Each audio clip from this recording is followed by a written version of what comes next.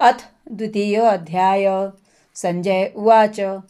तं तथा कृपयाविष्टम् अश्रुपूर्णाकुलेक्षणं विषीदन्तमिदं वाक्यम् उवाच मधुसूदनः। श्रीभगवान् उवाच। कुतस्त्वाकश्मलमिदं विषमे समुपस्थितम् अनार्यजुष्टमस्वर्ग्यम् अकीर्तिकरमर्जुन। क्लैब्यमाश्मगमः पार्थ नैतत्त्वय्युपपद्यते। क्षुद्रं हृदयदौर्बल्यं त्यक्त्वोत्तिष्ठ परन्तप। अर्जुन उवाच।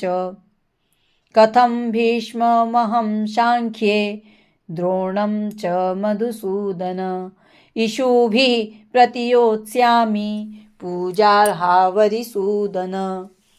गुरून् हत्वा हि महानुभावान् श्रेयो भोक्तुं भैक्ष्यमपीह लोके हत्वार्थकामांस्तु गुरूनिहैव भुञ्जीय भोगान् रुधिरप्रदिग्धान् न चैतद्विद्मः कतरन्नो गरीयो यद्वा जयेम यदि वा नो जयेयुः यानेव हत्वा न जिजीविषामस्तेव स्थिताः प्रमुखे धार्तराष्ट्राः।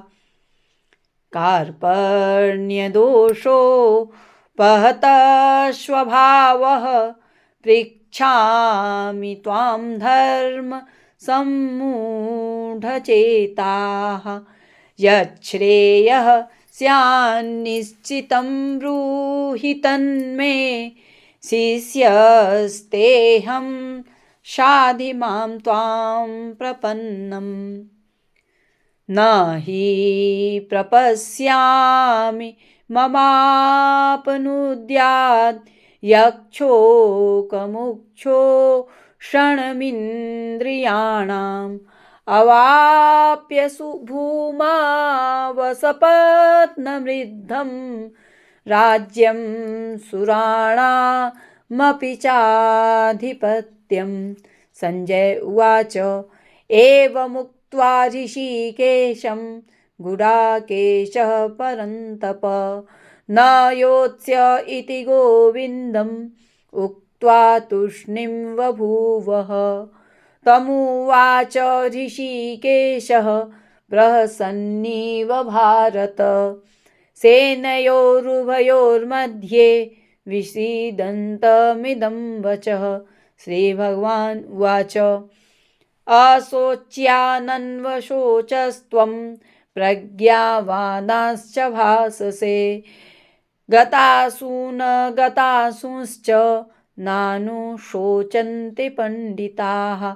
न त्वेवाहं जातु नासं न त्वं नेमे जनाधिपाः न चैव न भविष्यामः सर्वे वयमतः परम्। देहिनोऽस्मिन् यथा देहे कौमारं यौवनं जरा तथा देहान्तरप्राप्तिर्धीरस्तत्र न मुह्यति। मात्रा स्पर्शास्तु कौन्तेय शीतोष्णसुखदुःखदाः आगमापायिनो नित्यांस्तांस्तितिक्षस्व भारत। यं हि न व्यथयन्त्येते पुरुषं पुरुषर्षभ समदुःखसुखं धीरं सोऽमृतत्वाय कल्पते। नासतो विद्यते भावो नाभावो विद्यते सतः उभयोरपि दृष्टोऽन्तस्त्वनयोस्तत्त्वदर्शिभिः। अविनाशी तु तद्विद्धिः येन सर्वमिदं ततं विनाशमव्ययस्यास्य न कश्चित् कर्तुमर्हति। अन्तवन्त इमे देहा नित्यस्योक्ताः शरीरिणः अनाशिनो प्रमेयस्य तस्माद् युध्यस्व भारत य एनं वेत्ति हन्तारं यश्चैनं मन्यते हतम् उभौ तौ न विजानीतो नायं हन्ति न हन्यते न जायते म्रियते वा कदाचिन् नायं भूत्वा भविता वा न भूयः अजो नित्यः शाश्वतोऽयं पुराणो न हन्यते हन्यमाने शरीरे वेदाविनाशिनं नित्यं य एनमजमव्ययम् अथं स पुरुषः पार्थ कं घातयति हन्तिकम् वांसांसि जीर्णानि यथा विहाय नवानि गृह्णाति नरोपराणि तथा शरीराणि विहाय जीर्णान्यन्यानि संयाति नवानि देहि नैनं छिन्दन्ति शस्त्राणि नैनं दहति पावकः न चैनं क्लेदयन्त्यापो न शोषयति मारुतः अच्छेद्योऽयमदाह्योऽयमक्लेद्यो शोष्य एव च नित्यः सर्वगतः स्थाणुरचलोऽयं सनातनः अव्यक्तोऽयमचिन्त्योऽयमविकार्योऽयमुच्यते तस्मादेवं विदित्वैनं नानुशोचितुमर्हसि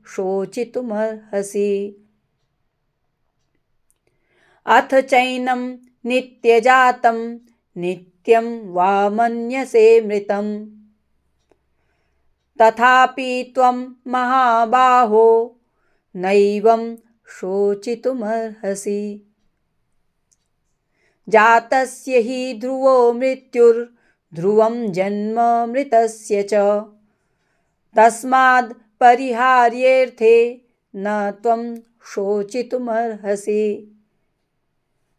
अव्यक्तादीनि भूतानि व्यक्तमध्यानि भारत अव्यक्तनिधनान्येव तत्र का परिदेवना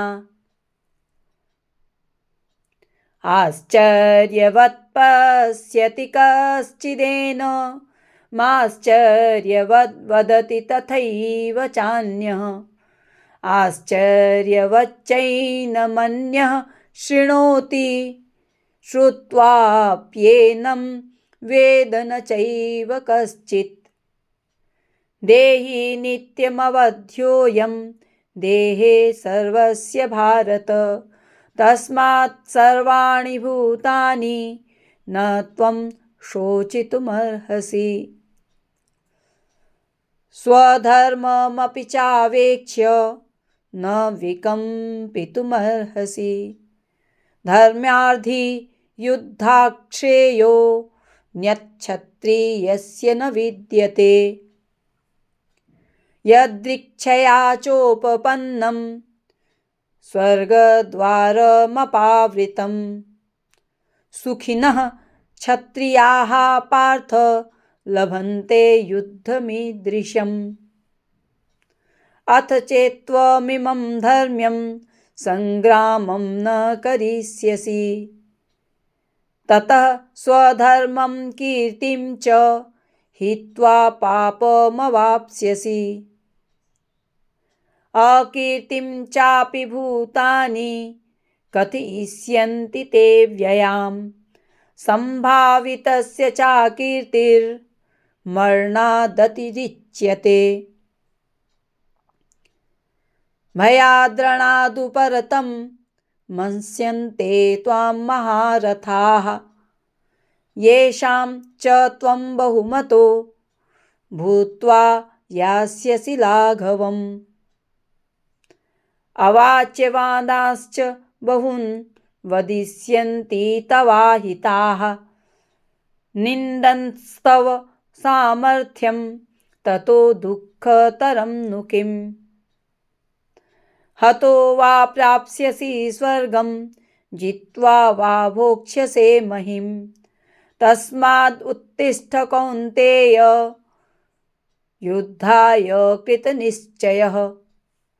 सुखदुःखे समे कृत्वा लाभालाभौ जयाजयौ। ततो युद्धाय युज्यस्व, नैवं पापमवाप्स्यसि। एता ते विहिता सांख्ये, बुद्धिर्योगे त्विमां शृणु।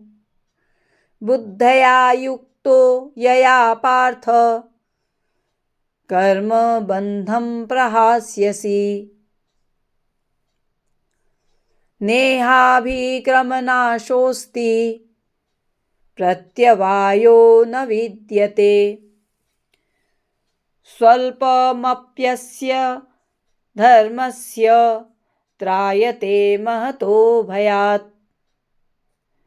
व्यवसायात्मिका बुद्धिरेकेह कुरु नन्दन। बहुशाखा ह्यनन्ताश्च, बुद्धयो व्यवसायिनाम्। यामिमां पुष्पितां वाचं, प्रवदन्त्यविपश्चितः।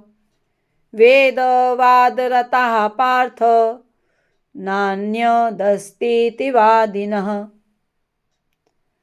कामात्मानः स्वर्गपरा, जन्मकर्मफलप्रदां।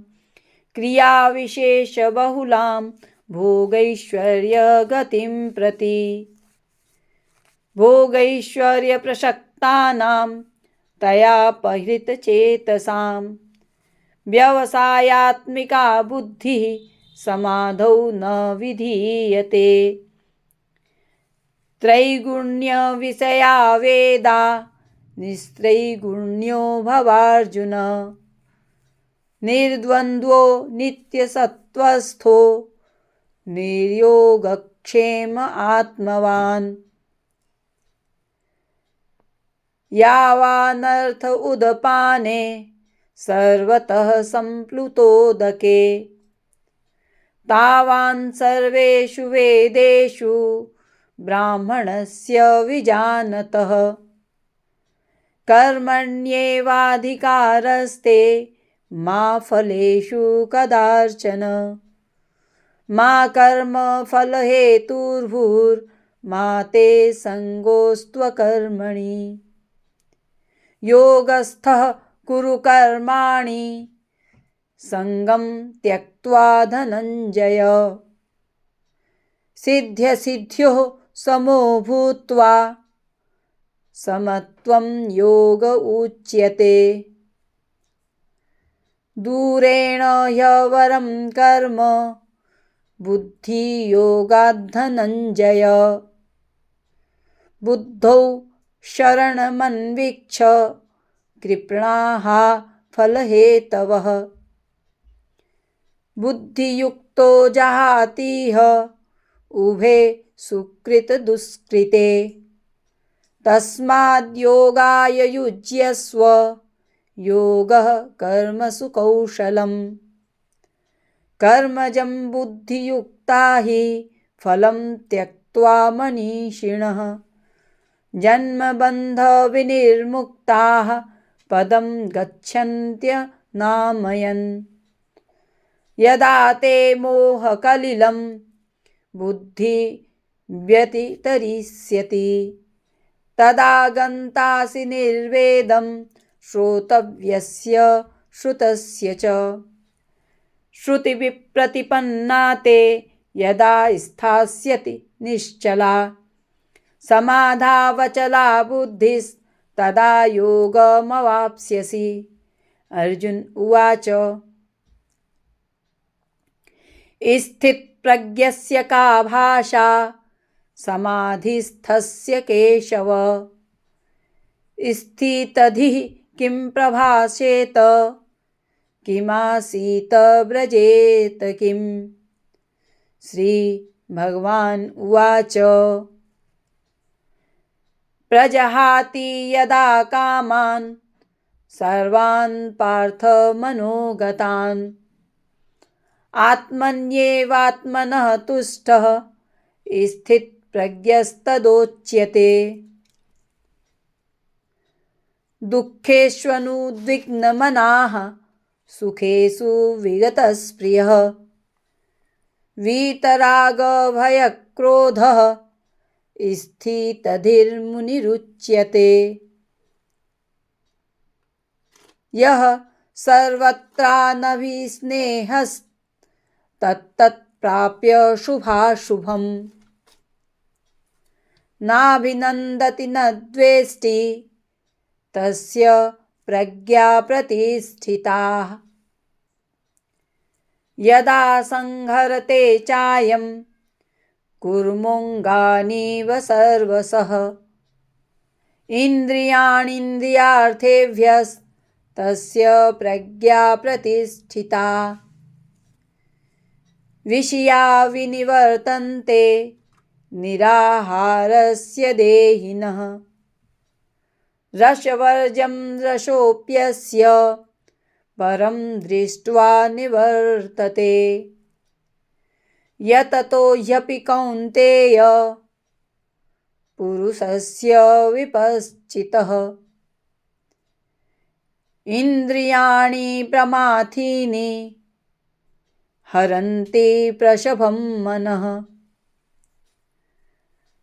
तानि सर्वाणि संयम्य युक्त आसीत् मत्परः वशे हि यस्येन्द्रियाणि तस्य प्रज्ञा प्रतिष्ठिता।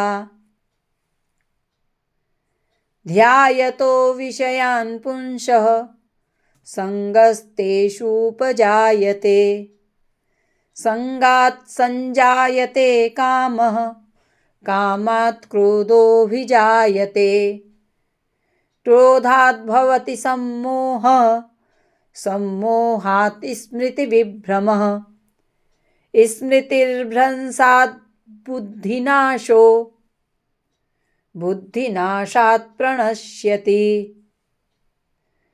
रागद्वेषविमुक्तैस्तु विषयानिन्द्रियैश्चरन्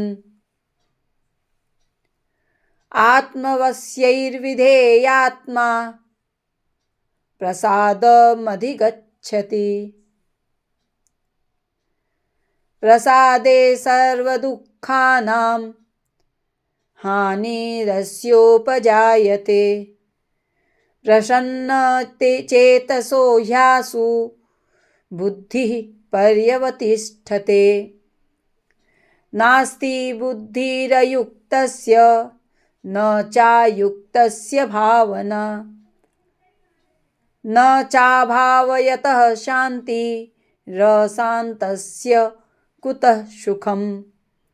इन्द्रियाणां हि चरतां यन्मनोनुविधीयते तदस्य हरति प्रज्ञां वायुर्नावमिवाम्भसि।